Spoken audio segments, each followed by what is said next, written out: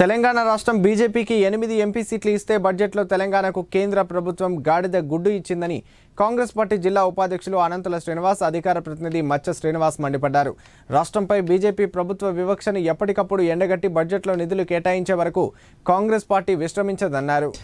కేంద్ర ప్రభుత్వ బడ్జెట్ను నిరసిస్తూ సిద్దిపేట జిల్లా దుబాక శివాజీ విగ్రహం వద్ద కేంద్ర ప్రభుత్వ దిష్టిబొమ్మను దహనం చేశారు.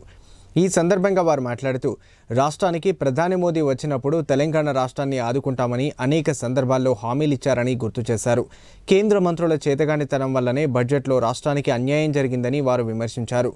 రాష్ట్రానికి నిధులు తీసుకురాలేకపోతే కేంద్ర మంత్రులు రాజీనామాలు చేయాలని డిమాండ్ చేశారు. కార్యక్రమంలో పీఏసీఎస్ వైస్ చైర్మన్ కాలువ నరేష్, అసెంబ్లీ జనరల్ సెక్రటరీ ఆకుల భరత్, సాయి తేజ్ గౌడ్, తోట్ల చంద్రం పాల్గొన్నారు. కేంద్ర ప్రభుత్వం కేంద్రంలో ప్రవేశపెట్టినటువంటి బడ్జెట్లో ఈరోజు తెలంగాణ రాష్ట్రానికి గాడిద గుడ్డిచ్చింది తప్ప తెలంగాణ ప్రజల ఆత్మగౌరవాన్ని ఇప్పుడు కాపాడనటువంటి పరిస్థితి కేంద్ర ప్రభుత్వం చేసింది.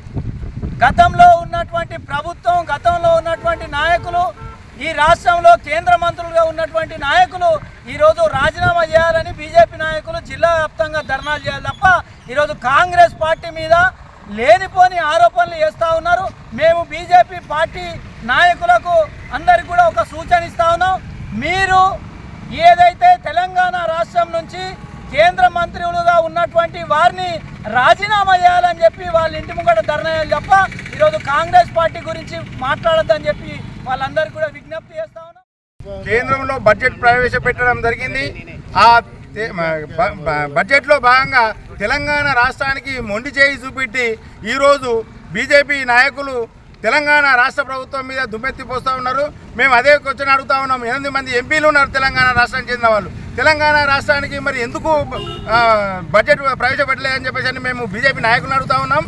అదే బీజేపీ నాయకులు ప్రతి ఒక్కరు వెళ్ళి కేంద్ర ప్రభుత్వం వాళ్ళ మంత్రుల ఇంటి ముందర ధర్నా చేయాలి తప్ప తెలంగాణ రాష్ట్ర ప్రభుత్వం తెలంగాణ రాష్ట్ర రైతులకు పెద్దపీట వేసింది.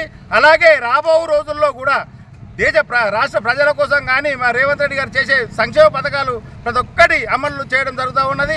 ఇలాంటి వ్యతిరేక కార్యక్రమాలు బీజేపీ చేస్తే మటుకు రాష్ట్రంలో జరగబోయేది ఖచ్చితంగా కేంద్ర ప్రభుత్వం బాధ్యత వహించవలసిన బాధ్యత ఉంటుంది. కనుక కేంద్ర ప్రభుత్వానికి ఒకటే హెచ్చరిస్తూ ఉన్నాం. ఏవైతే ఉన్నాయో తెలంగాణ రాష్ట్రానికి కూడా అందరితో పాటు అన్ని రాష్ట్రాలతో పాటు తెలంగాణ రాష్ట్రాన్ని కూడా బడ్జెట్లో భాగంగా తెలంగాణ రాష్ట్రానికి ఇంత అని ఇస్తే తప్ప మేము ఖచ్చితంగా తెలంగాణ ఎంపీలను కూడా మేము తెలంగాణ రాష్ట్రంలో అడుగుబెట్టనియమని చెప్పేసి డిమాండ్ చేస్తా ఉన్నాం.